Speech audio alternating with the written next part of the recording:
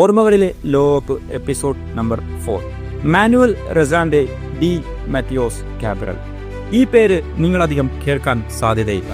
Football ചരിത്രത്തിലെ തന്നെ ഏറ്റവും മനോഹരമായതും വിസ്മയകരമായതുമായ ഒരു ഗോൾ നേടിയ വ്യക്തി.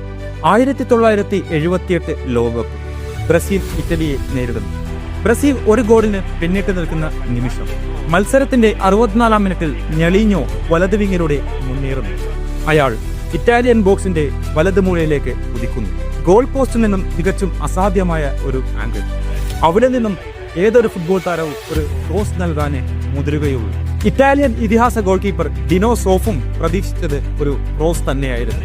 എന്നാൽ നെളീനോയുടെ മനസ്സിൽ പദ്ധതികൾ മറ്റൊന്നായിരുന്നു. അയാൾ തന്റെ വലതുകാലിന്റെ പുറംഭാഗം കൊണ്ട് പന്തിനെ ശക്തമായി പോസ്റ്റിലേക്ക് തൊടുത്തുവിടുന്നു. പന്ത് അസാധാരണമായി വളഞ്ഞ് ഡൈവ് ചെയ്ത ഡിനോ സോഫിനെയും മറികടന്ന് പോസ്റ്റിന്റെ ഇടതുമുറിയിലേക്ക് തുളച്ചുകയറുന്നു. And absolute stunner. ലോകം ഞെട്ടിത്തരിച്ച നിമിഷം. അസാധ്യമായ ഒരു ഗോൾ പിറന്നിരിക്കുന്നു.